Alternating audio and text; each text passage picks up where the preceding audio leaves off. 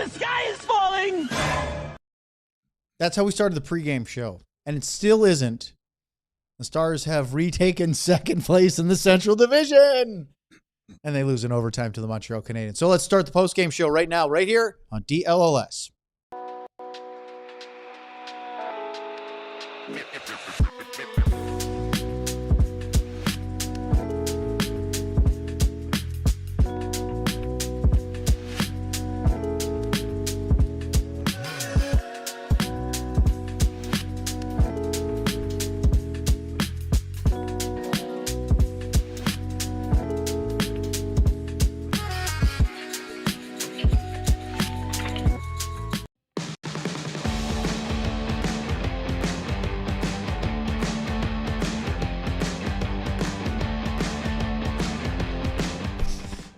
Good afternoon, everybody. Welcome to the DLS Stars postgame show alongside the two-time Stanley Cup champion, Craig Ludwig, and our producer, Ryan Vaughters. I'm Owen Newkirk. Boy, that just goes downhill.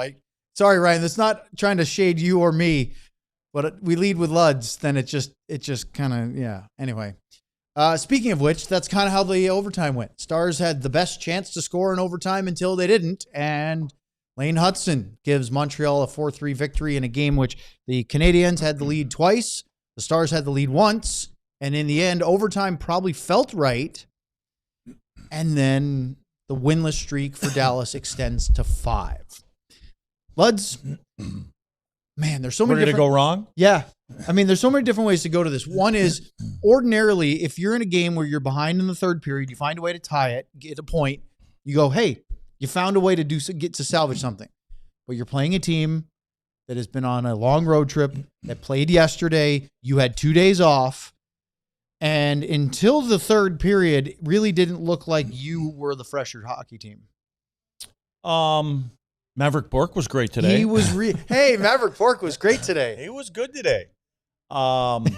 It for me, because I hated him, it looked like an afternoon game.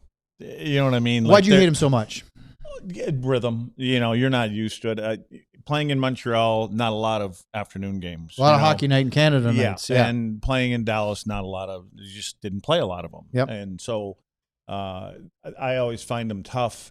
I didn't like the start for the Stars. I thought that their best players weren't their best players in the first half of the first period. Just a couple mistakes here and there, puck errors, things like that.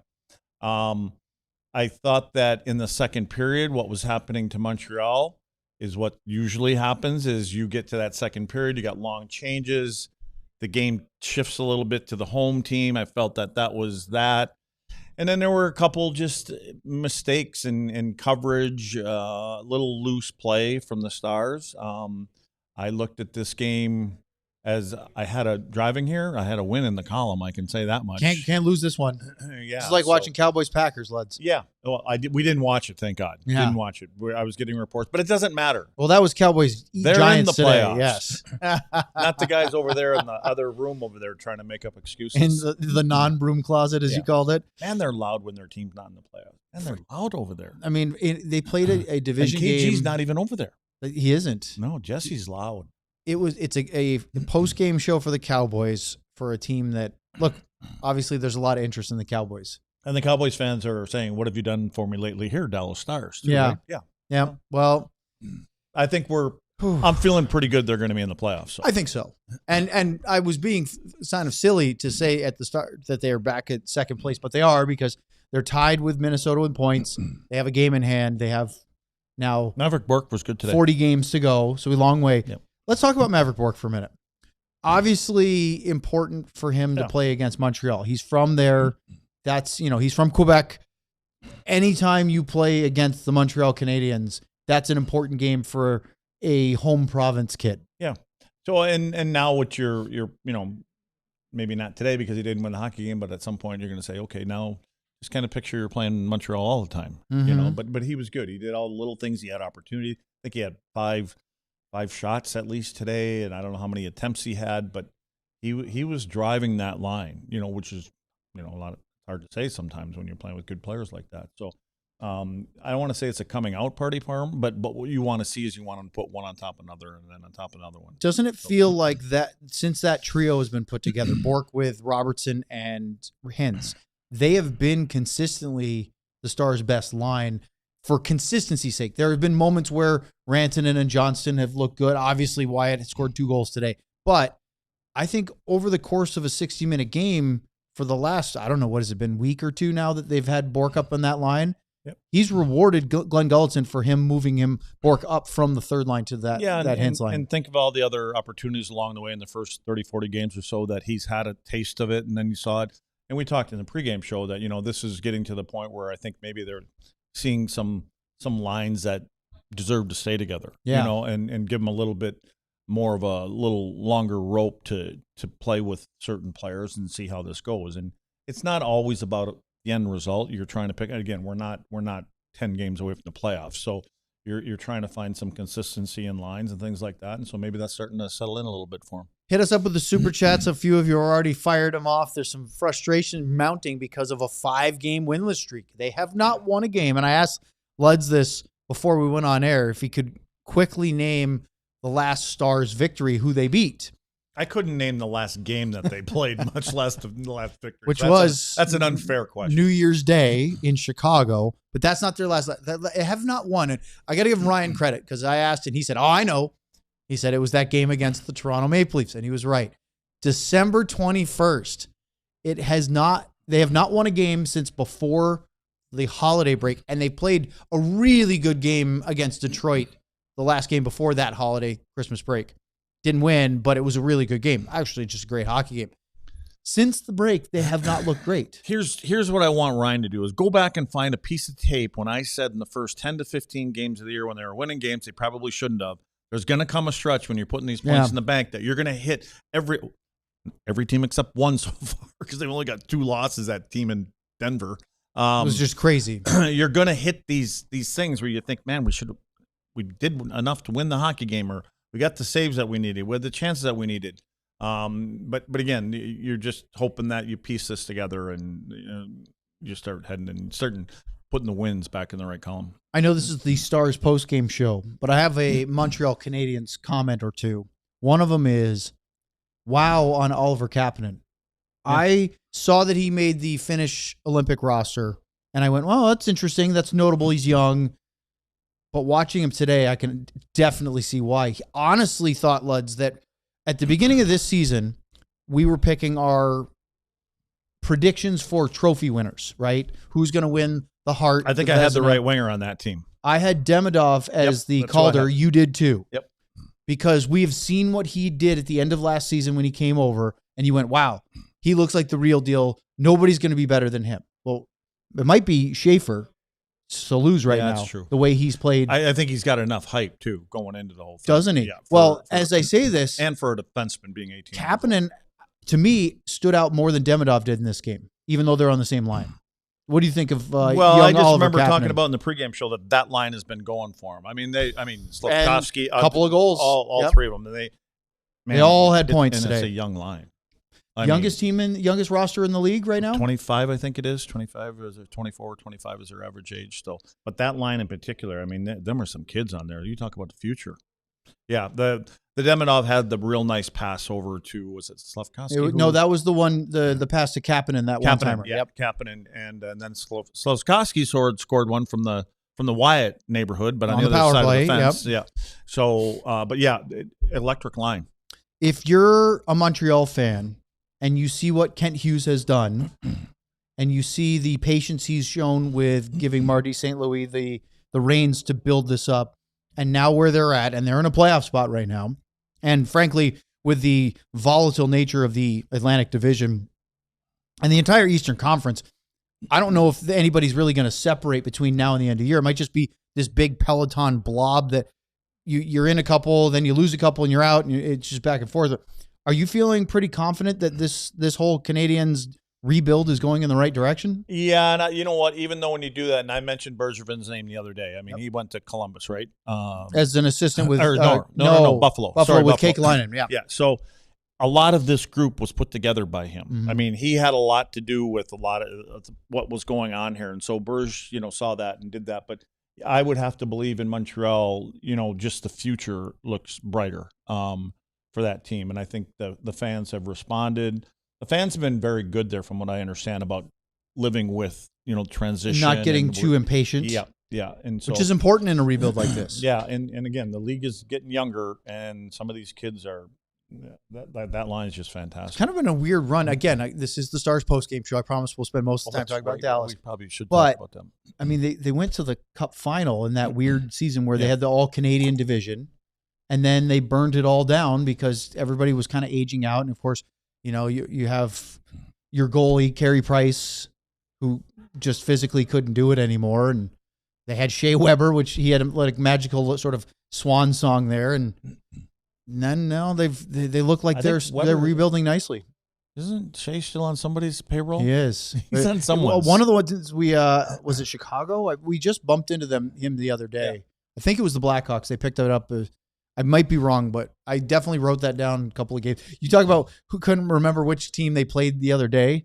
That stuff, those fun facts start to all blend together very quickly after a couple of games. Again, it gets like for us too. Like I said this a couple of shows ago. I said right now this part of the season for me is Wednesday. It's hump day. You got to get Wednesday and get closer to game 60. You said that on Thursday. New Year's Day, and it was Thursday, and I'm sitting there going, Luds, it's Thursday, not Wednesday. And you're like, no, I'm making a point. It's not literally Wednesday. It's the middle of this sort of stretch of the season right now. Yeah, I think on New Year's Day I felt it was like 1999. Yeah. Well, am I talking on the side of my mouth? You were talking to your shoulder for a minute there. Yeah, okay. So I just want to make sure they could hear you okay. All right. Before we get to the breakdowns,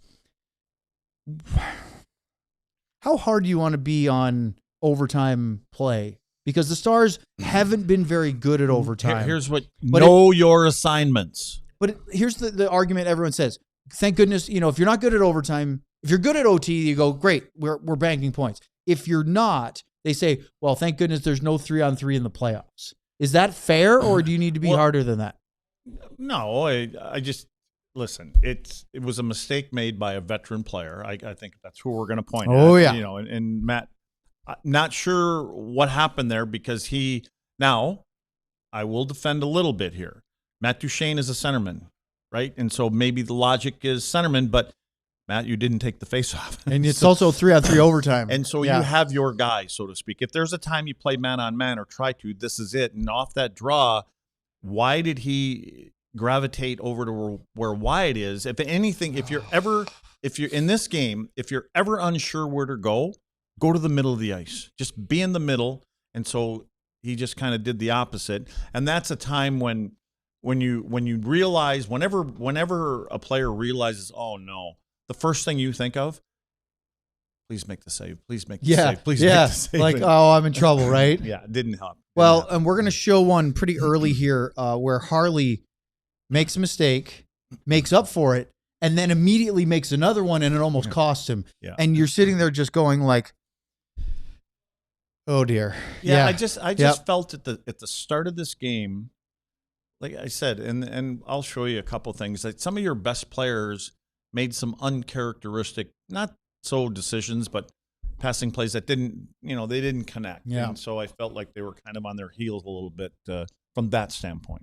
I wonder exactly when Duchene went, and knew he screwed up. Because you could see when Hutson scored, and we'll break this all down, but Duchene realized, oh, no, that's on me. He knew, but I wonder when that moment, where exactly he was. Was it after he had gravitated to the circle and watched Hutson go around him, or if it was even before that when he went, and there was nothing he could do? No, I think it was immediately. I think when Matt probably took his first couple strides, kind of going towards Wyatt and that direction. Right toward that. And then all of a sudden you see who that player is and his quickness and what he's done as a young kid. You are going, So what'd you think of Lane Hutson today? I don't think he necessarily, I don't know if it's fair to say dominated the game. I don't think he popped a ton. Like, he's a good player, but in a game where, at least as far as keeping an eye on who's doing scoring chances, I didn't think he was one of the marquee guys today. See, I think with the addition of Dobson, things have kind of settled, Yes. evened out a little bit there. Where I think that, and I think it was a smart move by Montreal to do that and bring him in and pay him the money that they paid him. But it kind of brought some balance to the team, and so I think with Hutson, when his coming out, he was electric. But there was some risk to it. It's a very risk reward kind of thing, and now I think their back end is starting to settle in a little bit, and they're a little bit more structure. And I think the minutes are allocated the right way. But and Dobson didn't really pop today, but he's not this offensive-minded kind of guy like Hutson is. I mean, he had probably got 6-7 block shots. I was saying today. I would have loved to have seen Dobson. Oh yeah. On this Stars group as that other right-sided guy. If you want to keep Miro on the right, and that's fine, I won't fight you, although I don't like it. If you had, we keep saying they're missing one more guy in the 4, right? But didn't he get like 10? I think he got 10. Oh, yeah. He got 10 or 11. He did. Yeah. And there is a salary cap. We probably ought to go to break right now. You want to? I don't know, but the guy's circling his finger over there, and I'm not sure. No, we're like 40 seconds. What do you mean heavy. we're way heavy? Speak Started for yourself. At 50 there, fella. Get on the elliptical machine. Yeah, that's 15. You got to get on your mic if you're going to chirp us on the time. Yeah. Here we go. All right, let's go to break here because Sergeant Vodders told us to on the DLS Stars post. Even if it's wrong. This episode is brought to you by Prize Picks. You and I make decisions all the time, but with Prize Picks, being right can get you paid. Now, it's super easy to use. All you have to do is set your lineup for any game, whether it's for a football game and today in the NFL on the last week of the regular season, could be the NHL games that we have, EPL, NBA, you name it. 2 to 6 player stats in your lineup, and you can cash in if you are right. One of the things that I really like is the flex play. On Prize Picks, how you play is up to you. If you want that flexibility, you choose flex play, and you can get paid even if one of your picks misses. So, very easy. Download the Prize Picks app today. Use the code DLLS to get $50 in lineups after you play your first $5 lineup. That's using code DLLS to get $50 in lineups after you play your first $5 lineup. Prize Picks. It's good to be right. Shopify wants to ask you a question. What kind of dreams did you have when you were a kid? What'd you want to be when you grew up? Me? Back then, well, it depends on what age. But it was probably shortstop for the Boston Red Sox. I've said that a couple of times. You guys don't need to hear that anymore. But how about now? Are you thinking about starting a new business? Maybe you're tired of your current job and you want to take control and be the boss. Well, did you know that Shopify is the e-commerce platform behind millions of businesses around the world and 10% of all e-commerce in the United States? Shopify even powers the DLLS merch store, some of the great shirts that we have, especially on the Star set. Shopify has got you covered with website creation, product descriptions, email and social media marketing, and more. And of course, they have AI tools designed to help you maximize your sales. Turn your big business into with Shopify on your side. Sign up for your $1 per month trial and start selling today at shopify.com/allcity. That's shopify.com/allcity. All right, it's breakdown time, and we got a lot to break down here on the DLS Stars postgame show. So let's see how we start this. Actually, before we even break one down, Luds, you said sleepy start. Oscar Beck had a point-blank backhander at the crease from Sam Steele, first chance of the game, and I thought that line was going to get him an early goal. Well, maybe I shouldn't have expected that, but I thought that was good. Look, and there was also a play, I don't know, was it Robo to Hintz or Bourque to Hintz, where they had a bang-bang cross-ice pass, just missed at the backside, right above the top of the crease. That was a really good play. So I'm like, all right, they look kind of wound up. Kind of going on the right path. And then the Thomas Harley play, and eventually, like, it didn't immediately lead to the Gallagher goal, but there were some interesting things defensively. See, I started at about the 1930 mark with a couple boo-boos. Earlier than you think. Well, let's talk about them. Yeah, again, I always kind of look this is, and they're uncharacteristic. This is this is Rance. We know that. The Moose. It's Mikko. And you circled the time to let us know. Well, I'm letting you know how early in the game it is. And so here's a puck that doesn't get in. And I'm just thinking, well, you start these guys for a reason, and it turns over. And here you get Miro behind the net. doesn't look, or whatever happens, the puck bobbles off of his stick. He turns it over, another one behind it. Again, nothing major happened out of these things. Here's another Rantanen one. He gets to the line. He wants to make a little bit of a backward pass here. Look at the numbers that Montreal has, and he's trying to squeeze something in here to Wyatt, and it turns over. This one here is Thomas Harley. I mean, instead of skating at people, if you go east-west, you open up space. When you start skating at people, it's almost like helping them forecheck. You skate right into them. I didn't realize until I looked at it a couple different times.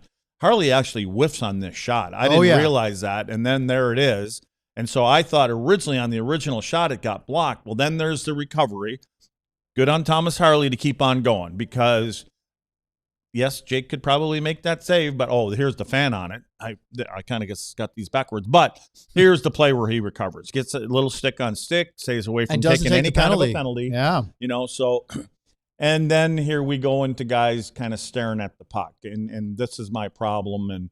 And this is where you have to check off. And you got Lyubushkin, and guys got to kind of turn around and find people. And this is on that first goal, right? And so what happens is once Gallagher gets to the front of the net, you've got two guys.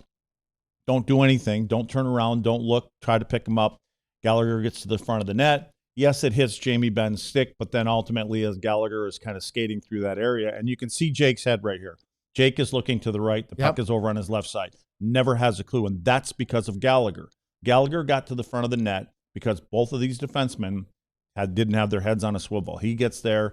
He can't even find the puck. He can't locate it and ends up bouncing in. But to me, those are mental errors where you get attracted to the puck and you don't look around, especially as a defenseman. You have to know people are coming to the front of the net and try to seal them out. It was a little harsh because it went off of Benn's stick, then Danault's shin, and then Gallagher's shin on the way in. So it was a triple deflection. I want to go back to the Harley play, though, because he whiffs. He makes an incredible recovery back check to deny Caulfield of a shot. Mm-hmm. And then he switches off and just kind of follows Caulfield into the right circle where he doesn't need to go. Caulfield then turns, goes to the net, and the pass comes across. He gets a tip, redirection, good save by Ottinger. And you're just sitting there going like, you did all the hard work. Why'd you leave the front of your net? That's what I was saying. It wasn't such a good start to the game. No. And these are the best players I'm talking about on the team. The highest paid guys, the best players, and they kind of set the tone for the game. And I thought that the bottom six guys were more direct and they were better. They did better things through the first half of the game, or when their top guys weren't so much. Kapanen missed the net on a 3-on-1 rush. Stars were down a goal. I said I really like Kapanen. I did, but he went to try to go short side high and he missed.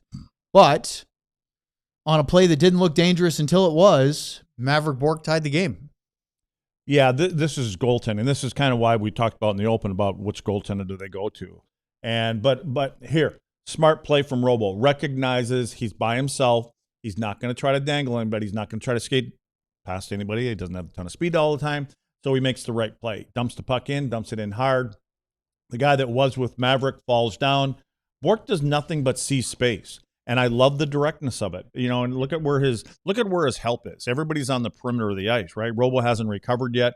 He's fouling his hard dumping. I don't know why he'd go there. But regardless, Mavrik doesn't see any help. So what does he do? He just says, you know what? I'm going to come around the back of the net. I'm going to throw it in the net and let's work on a rebound, which I don't think c'est le bout.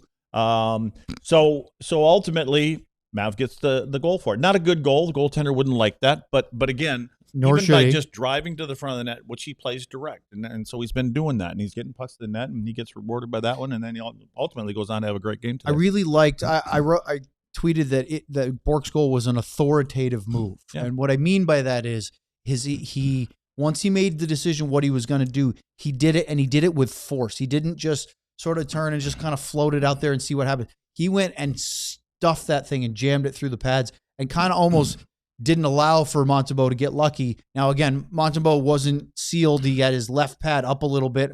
That's probably not good goaltending there.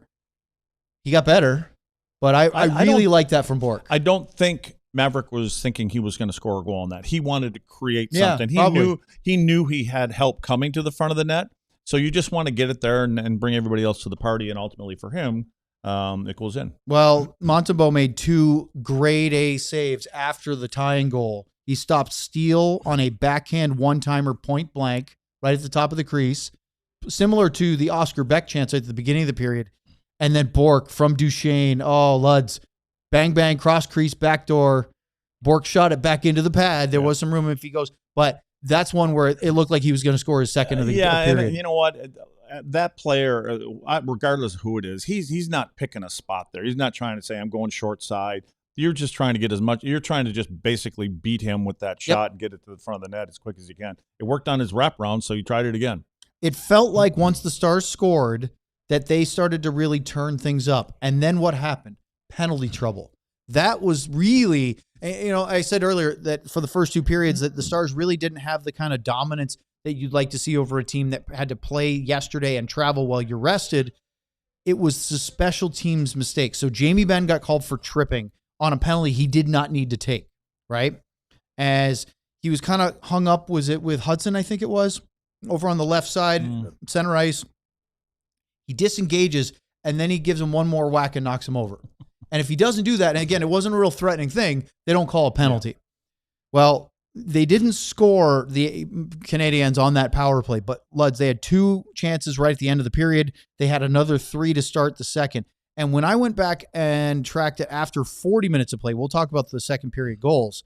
The Montreal offensive frequency was almost entirely because of the power play. They had 22 scoring chances through 2 periods. 12 of them were with the man advantage, so more than half. Yeah, and their philosophy is a little bit different than what Dallas does. Dallas tries to pass it around, move it around, look for that perfect opportunity. They're more of a shot volume kind of group, and and again, it works for them at times, but what it does, it creates breakdowns too. If you get enough pucks going up, the structure from a penalty killing team, it breaks down if you're getting pucks to the net. Well, they did not Dallas score a power play goal in this game, but they almost did. Yep. And this was a really nice play, and Wyatt, who has been feasting on this year, continues to show why he is so lethal in the middle of the ice. Yeah, what Montreal does on their kill is they try to take away the passing ability. For me, I think what they're trying to do is they're trying to be aggressive. And so they're an aggressive penalty killing team, and they want to take time and space away. Again, you give good players time, they're going to make good plays. And so it worked for the Chicago penalty kill those last 2 games. And so that's what they're doing. And you can see in these areas here, they're taking all this away. So what does Dallas do? They strike. And what Matt Duchene here, I love what he does. Matt Duchene starts driving the puck down the ice. He's going downhill here, and you can see he gets the defenders, top guy, strong side defenseman. They start to move with him. And then at the last second, he just turns and he throws it out. So what he's done is he's gone behind his back now. He moves it out to the point, and look at where the defenders are. Now they're down low, and now all of a sudden it buys you that extra second where you want to be aggressive. Well, once he kicks it out here, there's no time wasted again. I believe it's Thomas Harley.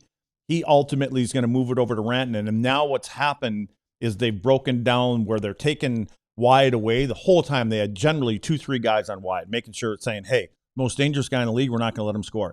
But for that split second, and it gets to the right guy. It gets to Mikko. And here's where that little crack of space is. They're catching everybody in between of being aggressive.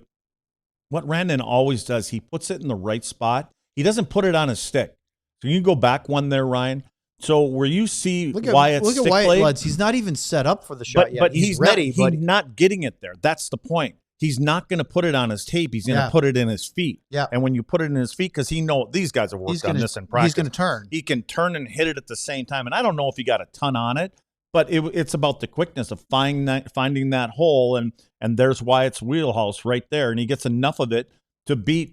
And again, Montembeault, I'm not sure if he even saw the pass, but I think he was moving to his left. Yes. And then what happened is Rantanen just moves it right back to his right. And then I thought here, we went and looked at this. I didn't know if it got tipped. It didn't. It just went straight in. So nice power play goal. And very similar to the Montreal Canadiens Slafkovsky's goal. Yep. But from the other side of the ice. So that goal technically was not a power play goal because it was about a half second after it expires. But it's all, for all intents and purposes, a power play goal. It's what they set up. I actually didn't think that Stars power play looked very good because they struggled with their entries all afternoon. They're stubborn. they're gonna, and you can see now, if you pause it, puck carrier gets across center line, and he's between the center line and the offensive blue line. They've got at least 3 guys standing still on the blue line because they're moving up. They come to a stop. and generally you have some flow going into there so that you can kind of bump it and enter with speed. And I that goal, I think there was like 45 seconds left, but the first minute and so was spent chasing down to your other end. So, but again, as long as they're scoring, it doesn't really matter what I say and how much I complain about it, because they don't need a ton of time in the zone when they get there and when they get set up. And now Chicago did the same thing. We're seeing Montreal doing the same thing. Again, we're halfway through. They're going to start playing this power play differently. They play Carolina on Tuesday. You think the Hurricanes aren't going to be high pressure? Yeah, they're coming. Good grief. That's all they know to do. All right, lads. So it's 2-1, and we'll pick up the breakdown on the other side of the break, Ryan, as we get ready for more of this Stars and Canadiens game. Now we got to give the producer a heads up. That's right. Hey, we're going to break here on the postgame show. The DLS Stars postgame show is brought to you by Wild Fork Foods.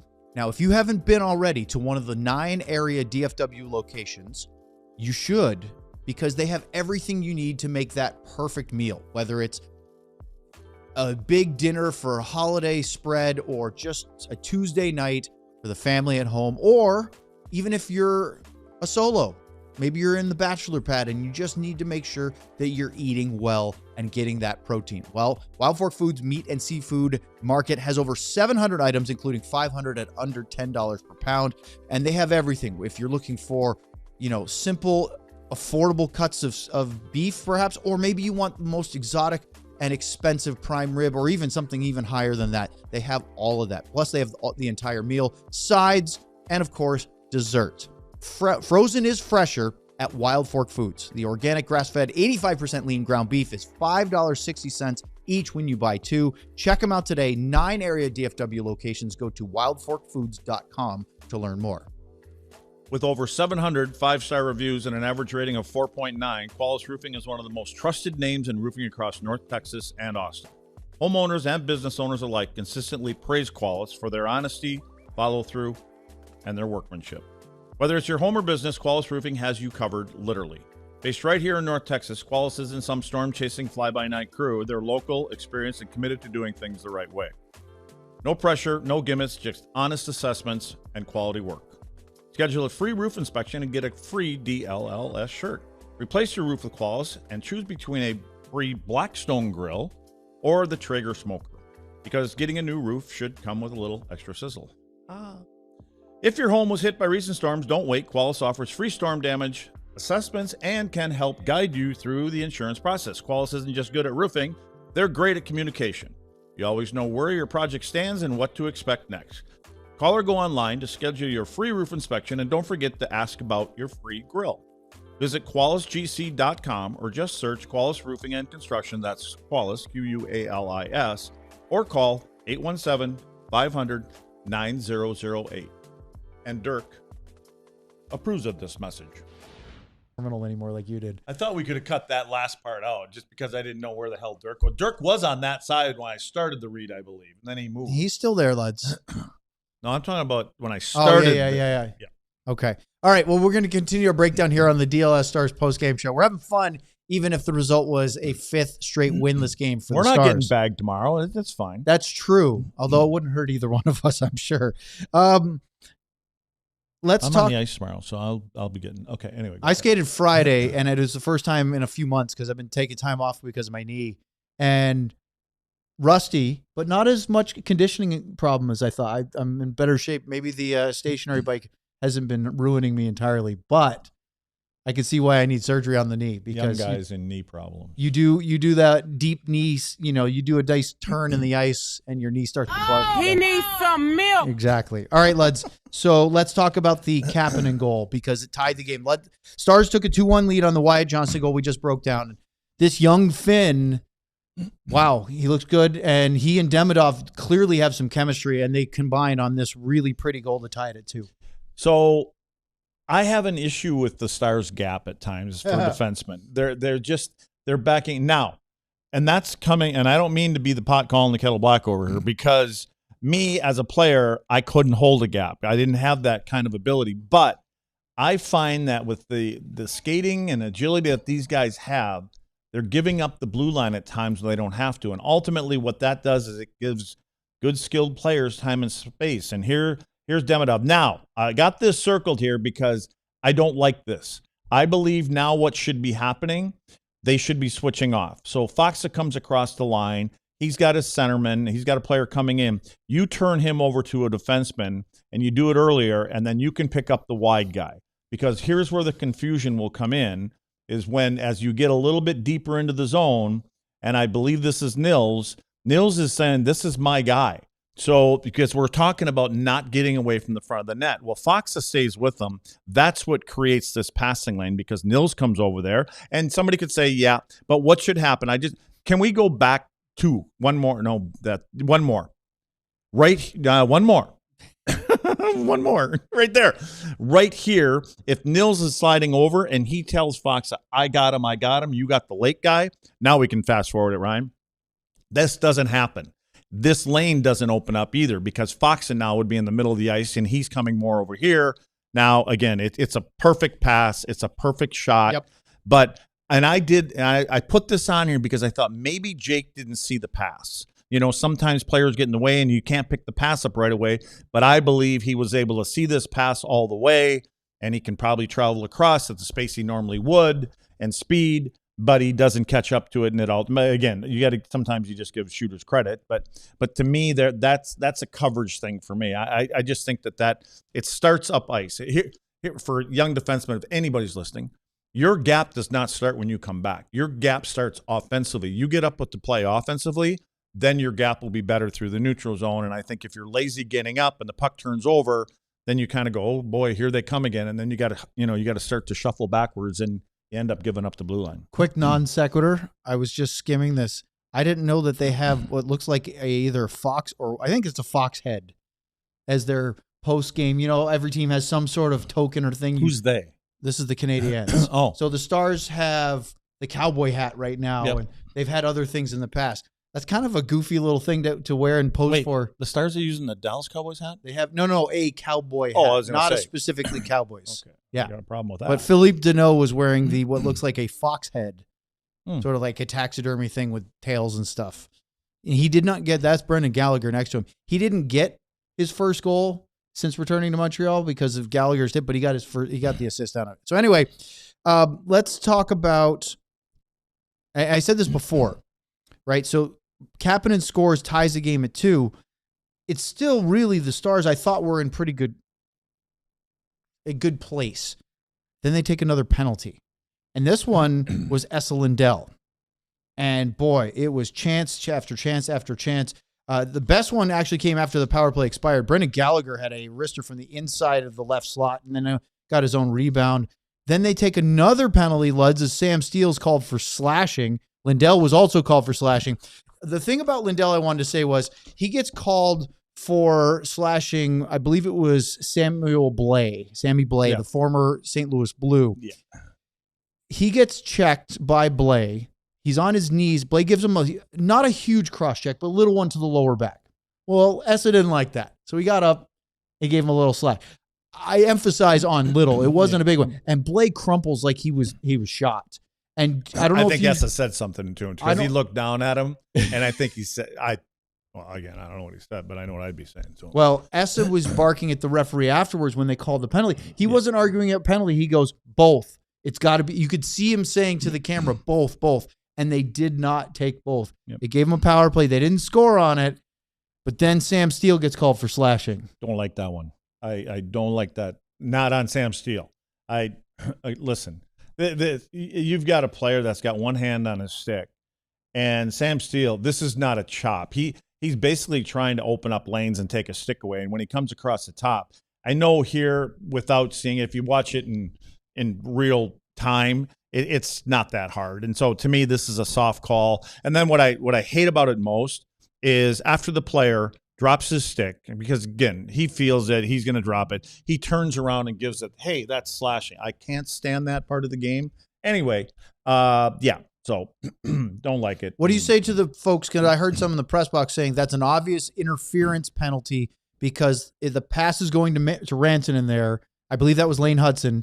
Hutson is not making a play on the puck. He's not eligible to be checked. Yeah, that's where we're at. Who were the people that were yelling up there? I think there were multiple conversations amongst the attending media. Yeah. Okay. Well, anyway, let's take us through the Slafkovský power play goal. He's in the Wyatt opposite side of town, but in the same neighborhood. I just again, nice pass here off the wall, little bank pass.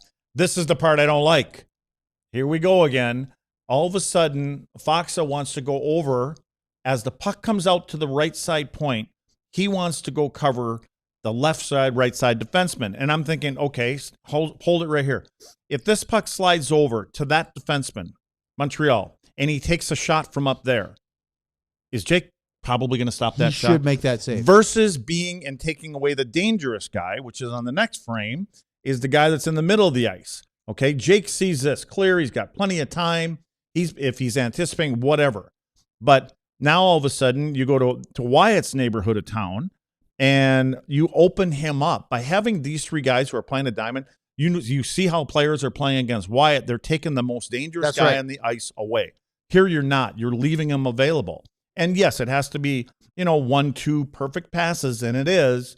And it's a great shot, right? But he's just got the time and space, way more than Wyatt Johnston has when he scores a goal. But it doesn't have to be like that because, again, the lesser of two evils for me is that offside defenseman shooting from above the tops of the circle and outside that box area that Jake can, my opinion, can easily stop that. I don't know why they want to slide away and take that pass away that's out there versus the guy in the slot. And that's a tough one because that comes with 1 minute and 21 seconds to go in the second period. So it's not the last minute, but it almost is. I mean, those goals early or late in a period always seem to be big momentum shifts, and it ties a game that the Dallas Stars had the lead.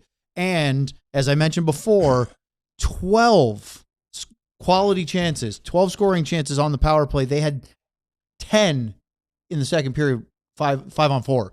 If the Stars were more disciplined, Luds, Montreal doesn't have that kind of chance generation. Maybe it's a completely different second period. Yeah, you mean discipline from penalty standpoint? Yes. Yeah. Well, you know where that comes from sometimes, frustration. Yeah. It sets in that you're not beating teams that you feel you should beat. You're not scoring goals. You're not getting some of the same time and space that you got before, but that's what it's going to be from here. I understand your take on the Steele one. I was more of I get it. I understand why Essa's frustrated. He thought they were both going at it. They should have just taken them both.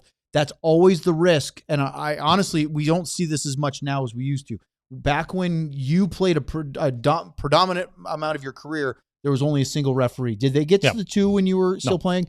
So one referee, they always missed the first one. Yeah. Right? It was always retaliation because you wouldn't see it. Somebody would slash or check or whatever, and there'd be a crowd reaction, and then everybody would turn and see the other guy go, "Oh, I'll get you back." And that would be the penalty. That's exactly what happened with Essa there. The saying was initiate, don't retaliate. Right. That's the one that always gets called, and it's true. Now there's too many eyes out there. Right. And so that part, I understand why Essa was a little frustrated, but he did slash him. How hard is up for debate. But those are a couple penalties. The Jamie one at the end of the first period was unnecessary, and it interrupted the flow of a game in which I think benefited Montreal because with the tired legs, you want them to continue to go. You don't want to just keep giving them power play time. Well, the Stars go to the third period, and Mikko Rantanen had a really good catch and shoot in the circle. Montembeault made that save. He made a even better save with the blocker on Sam Steele on a one-time wrister pass from Jason Robertson. Got to say, Montembeault got a lot better from that early goal against. Yeah, his game got tighter. Now, Jamie Benn, you're wearing the shirt today, and I don't think you wear that shirt today for the reason why we're going to talk about, which is he looked to hit either his head, his forehead, or his temple on the ice, bloodied and left, and he did not return. It was early third period. I looked it up really quickly just to make sure, and his last shift came with 5:43 elapsed. So he came off the ice with 13:42 left in the third period. Wouldn't see the captain again in the game. Yeah, I'm thinking that when Jamie, because he got it kind of tangled up, and I heard people, it's a slashing, it's a hooking, it's a child.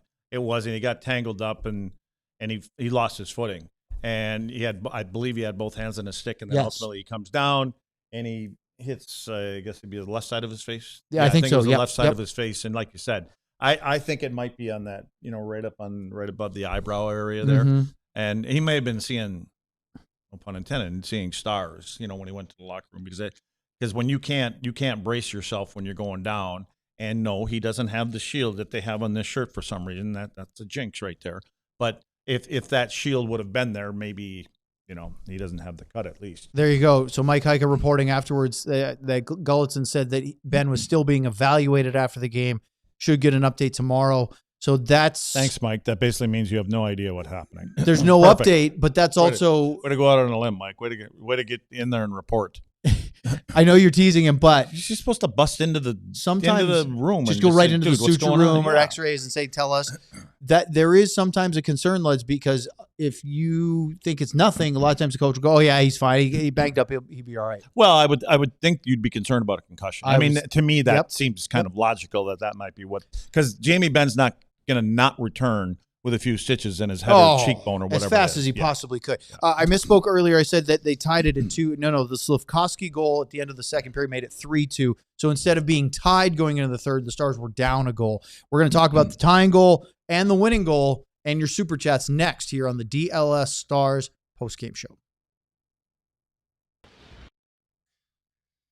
Trying to start the show over again. What's going on over there? I don't know, but I think we should be pulling my picture up that I showed you that he reminded me of today. I think so. That we need to have that up. But I don't know if he has that ready. Oh, well, I'm just saying. Probably on principle he didn't want to do that. Yeah, I don't blame him. Yeah.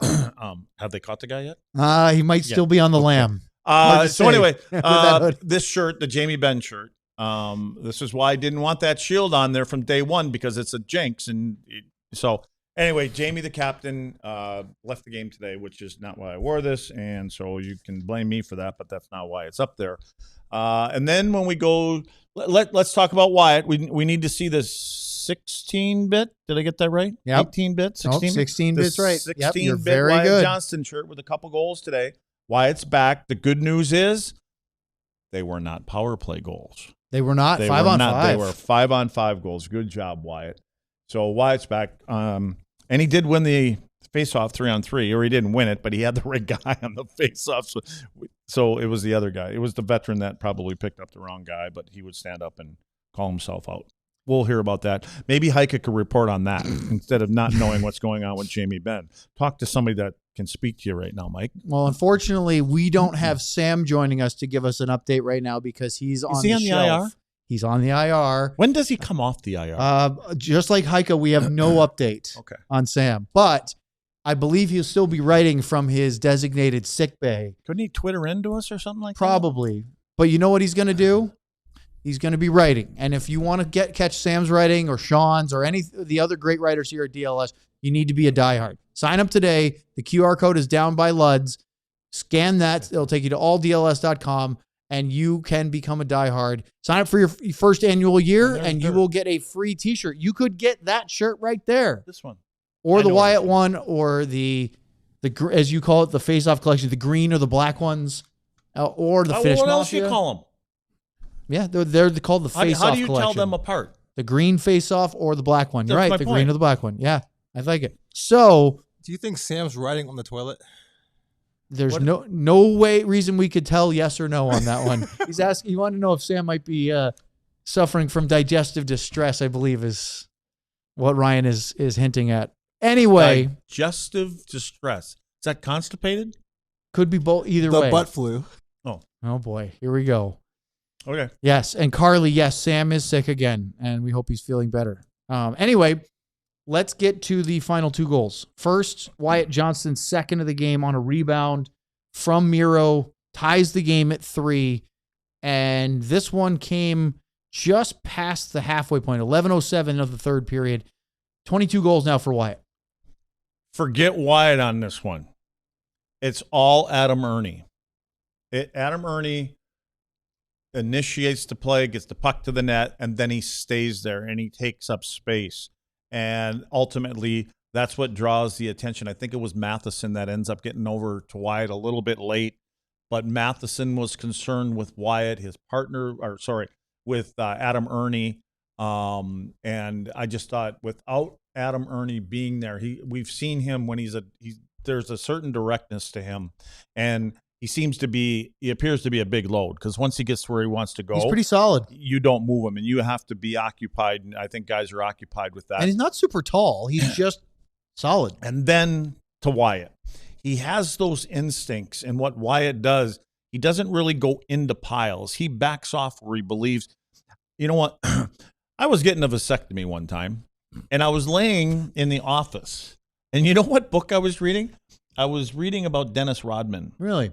Rebounds. His rebounds. And I was reading that article and how he reads coming off of the thing as I'm getting clipped. And I almost jumped off the table. The dude didn't freeze what he was supposed to freeze. But I'm watching. Y'all got a visual right now going here? Lovescapades. Yeah. But I remember him talking about seeing the ball going through the air, and he could tell where the ball had the best chance. That's why I think of Wyatt. He understands where the shot angle is coming from, and if there's a rebound, yes, there's times that it's going to come out front, but there's too many guys there, so he just kind of slowly backs off. Just keeps reminding me of his old billet dad. Yeah, because Pavelski was so good at just reading it. Again, not the fastest, not the biggest, but can get his stick on the puck or can get those rebounds and get around, just kind of hovering in those spaces. It's hockey IQ. Yeah. You know, it's the instincts that he has around the front of the net. Matt Duchene had a great chance where he powered on the backhand to the low slot. Montembeault stopped that one. That won't be the last time you hear Matt Duchene's name. No, it won't be. Mikko Rantanen goes to the net on the backhand, draws a penalty. Stars did absolutely nothing with the power play. Robo had a really good look late, missed the net. And then, Luds, we go to overtime. Wyatt Johnston with a breakaway. How was Robo today for you? Okay. Okay. Not the best on the ice, but certainly not the. I think he was fine. He didn't take over the game, but he was hovering around it a little bit. I thought he was a complimentary piece to Mavrik today. That line was good. So I don't know. You think differently? No. I just vanilla for me. Yeah, vanilla. I think if one of his shots goes in, we talk about him a little differently because he was knocking on the door. He ended up with 3 scoring chances, which is kind of light for him. You know what I want Robo to be? Remember when he got in? How many games did he go without a goal this year? 9. Before he lit up? 9. In games 6, 7, started really shooting the 8, puck. He was hungry. Yep. And then all of a sudden he started getting rewarded for it, and they started going in for him. I want that hunger back. That again, it's not like he's lacking confidence, and I know he can still put the puck in net and all that kind of stuff. But he just has to show that he wants to score more. For me, that's just again. He had a couple of good looks today. Montembeault just denied him. Then in OT, Wyatt Johnston breakaway. It was a beautiful pass. I think it was Miro that sent him free. Just hesitated, then played it forward. And Wyatt's shot out of a cannon, goes right through, tries to go 5-hole. Montembeault got him. Yep. Well, as you said earlier, Montembeault's game kept getting better. It could have been, the Stars could have scored 6 or 7 like they did in Montreal in the first half of this season series. Well, let's take us through the face-off because Lane Hutson was the hero. Philippe Deneau got the assist on that one, so he ended up with a 2-assist game. Hutson at 340 of 3-on-3 overtime, off a face-off, and a very obvious blown coverage. Speaking of Deneau, I never really understood why he wasn't in Montreal anymore, except for a contract that he was going to get. I think it was the contract. I think he's a great shutdown guy. He's good on faceoffs. He wins the faceoff. And you know, Wyatt's trying to get out and gets tied up. He's got and it's Matt Duchene who's back off to the left side in the middle of the ice, which is a good spot to be. Matt should have stayed in the middle of the ice, and then he could read more what Hutson was going to do.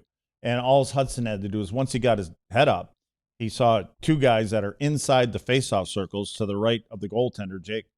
And all of a sudden, Broadway's open. But again, look at where he's shooting it from. And, you know, I think if Jake had this over again, he probably makes the save. But regardless, it isn't. But this is the angle. Right there, this is the angle that you look at this and you see. You know, again, I talk about the middle of the ice way too much. Look at Miro here. This is what you want him to do. You actually think he doesn't do this enough. No, this is perfect. Now, here's the other side of it. Once you recognize that there's a mistake that's been made, you can't just stay here. You're going to have to do something. Some people will say, well, if I leave him, then all of a sudden maybe he becomes available. He becomes the backdoor guy. You have to find a happy medium in there. Because the more time that you can make Hutson as the puck carrier look and think and look for different options, he gets closer and closer to Jake. And you would think, well, that's not a good thing. Yes, it can be, because now Jake gets settled in, and now I think he cuts his options down. But regardless, I look at where the shot's coming from, and it beats Jake, and it is what it is. And then you can see at the end of it, Matt Duchene. Just think if Matt Duchene would have been just 2 feet more to the middle of the ice after the faceoff was lost. He would have been in an area where he could have probably kind of rode him and just kind of corral him to stay outside. Go outside, maybe go behind the net. Again, it's all easy to say and look at when it's all said and done with. Tough one. Obviously a mistake, especially considering even if Demidov was his guy in the pre-face-off coverage, as soon as he sees Wyatt on the ice, basically at Demidov's feet, and Hutson has the puck, he has to he didn't recognize it, and then he continued, as you said, to float to the right, just giving up that middle ice. I will say this, like I will ask our goaltenders, once a puck carrier gets down below the tops of the circles and gets to, I'm talking about outnumbered rushes like 2-on-1s, 3-on-2s like that, I want the goaltender to be yelling to the defenseman, I got the shooter, I got the shooter. It does a couple different things. It gives me the confidence to say, okay, I don't have to overplay anything. He feels comfortable taking this guy, and then we all know where to go. That could have been happening. I don't know. Jake could have said, I got the shooter. Right. We don't know what's said there. But anyway, that I like I said, I think that, yes, Matt made a mistake there in coverage, but I do think if you gave Jake a few more opportunities like that, he probably makes the save. Yeah, I think so too. All right, so let's get to some super chats. Stars do get a point. They are now 25, 9, and 8. Think about that. 8 overtime and shootout losses already in 42 games. But 58 points. It's tied for second. They will leapfrog Minnesota for the second place spot in the Central because of fewer games played and thus better point percentage. We have a bunch of super chats, so let's get to them. We start with Burned Oils with a Canadian Hatcher and Year After the Cup. Luds, your thoughts on Coco Cabana tonight? He was pretty good. Didn't make any mistakes. Flawless. Yeah. Yep. He had a good game. Finger Blaster 911 with an Oscar Beck and a very nice. Why in the wide world of sports are we still carrying the puck into the zone on the power play when the kill is just sitting there waiting? Dump the Fargan puck, FFS. You go, Finger Blaster. Yeah, you got to mix it up, even if it's once, just to make them respect it, and then you try to carry in. Was it Finger Blaster that said Yeah, it was. Okay. Yep. I just want to All right, let's go to the right guy credit. Let's go to the next one. Seth. Wait, Ryan's got something to say. We're going to have that drop forever, I think. What's Rob? Yeah, go, it Finger is. Blaster. You go. Yeah. Oh, you mean you're gonna have it? Oh, is that what you were? He was going yes. So I just gave you another. We got it. Honestly, it's going to either end the show today or it will start the show tomorrow. Probably be tomorrow's show. Do it in tomorrow. Wait, what's tomorrow? Oh, we got a regular show tomorrow after a practice. It'll be fun to hear. Seth with a let's see, a Kyle Capobianco and a Craig Ludwig. Another bad game from Harley. Another dump and chase without the chase. There was a good forecheck only once when the lines got put in a blender. They still refuse to get out of their zone cleanly. This is nauseating. Yeah, isn't that something that Gully and the coaching staff talked about, exiting their zone and being a little bit cleaner and doing certain breakouts and all that kind of stuff? So, yeah, I don't know. The dog days right now. That's what I mean. I did see good things from Harley today. There were times where he used his legs and got forward, took the puck, carried it, and fired shots from the slot. It's just it's the give and take. Right now. He's sort of a high event player. Yeah. Not always the best thing. All right. Your buddy Finger Blaster with another one. This one is a Lundqvist and very nice. Not blaming Otter, but stand on your head and win one for the team on this stretch, please. That's what the great ones do. I can see that at times. I mean, you're asking your goaltender sometimes. What were the shots tonight? The final shots tonight. Well, let's put it this way. What did you have for your high danger chances? I had for Montreal. Well, high danger. Yeah. Oh, geez, I didn't even finish counting those up because I had 33-30 for scoring chances.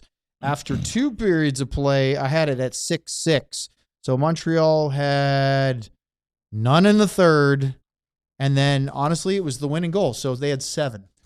So you look at the Gallagher goal, not on Jake, right? No, it's 3 deflections. Look at the Slafkovský goal. I mean, that's a power play goal. The Kapanen and the cross ice one-timer. Yeah, Jake was there on both of them. Somehow they eluded him. But he made the read. Yeah, he made the read. So Yeah, I mean, I know. It's a tough one. I don't know if, yeah. All right. Harry with a Hatcher and year after the Cup, the Stars/Cowboys, same amount of regulation losses. Huh. That's true, although the Stars played a whole lot more games. And then Stars 26 Cup year with a Heiskanen and 99 Cup. Starting a GoFundMe, Harley's glasses/brain transplant, thicker skates for Miro, new face for Benn, never seen an implosion that fast. What the puck? We have some Harley chatter going on here. Yeah, you noticed. How do you feel about it? Now, is that because of making the Team Canada, because of the contract, because of coming off of last year? Yes. All of the above. Yes. Yeah, he has and not. The frustrated first half of the season. Yeah, he has not put together a season start here or 40 games or whatever it may be like we expect. Let's put it that way. Do you think the fans that are complaining about dump and change, they don't like it when the defenseman fires the puck in and goes to the bench, but that's smart sometimes. Well, sometimes you don't have an option. You know, I mean, you're putting the puck in and it's time to change, and you're not changing when the puck is going your way, although that's happened a couple times. Mm-hmm. So I mean, maybe what it is, and sometimes you just have to put the puck in the right spot. You know, sometimes you're dumping pucks into change, but you end up firing it all the way around and it ends up coming out on your side of the ice where they're jumping out or comes off on the other side of the ice where the penalty box side is, where the guy that's coming out has a long way to go to get there. So Winless in 5, they have practice tomorrow. Then they depart for the East because they're going to play games on both coasts this week, Luds. Always your favorite travel. Carolina Tuesday, Washington Capitals on Wednesday. That's a tough set right there. Right? Yeah. And then starting the California trip again, they go to San Jose for Saturday. So they have a travel day, practice day, then an afternoon game on Saturday. And then next week, we'll have some late night hockey where the Stars play the Kings and the Ducks. But I saw some people talking about this in the chat as well today. You're winless in 5. You haven't won since before Christmas. And you got a couple. This isn't an easy trip. No, it isn't. But is a road trip maybe good for them at this point? Just to go play the road team and see if you can. They've been very good on the road. But the thing about sometimes you want to get out of town because the fans are starting to get hard on you. I don't think our fans are hard on them.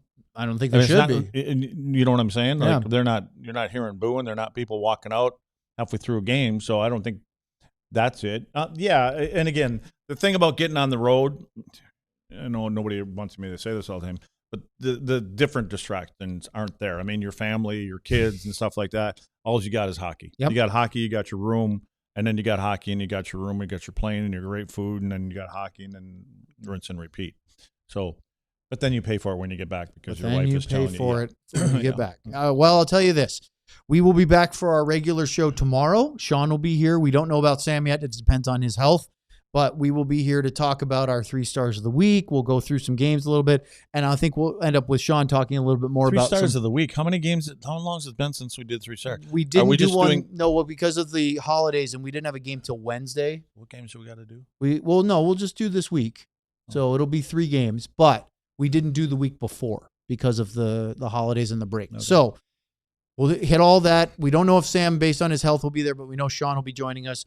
Luds and I will be here. And, of course, Ryan, who is still working on remembering when the break times are. But that's okay. So thank you very much for joining us this afternoon. Hope you enjoy the rest of your Sunday. And we will be back tomorrow for we haven't had a daily show since before Christmas. So let's do that tomorrow here on DLLS. We love our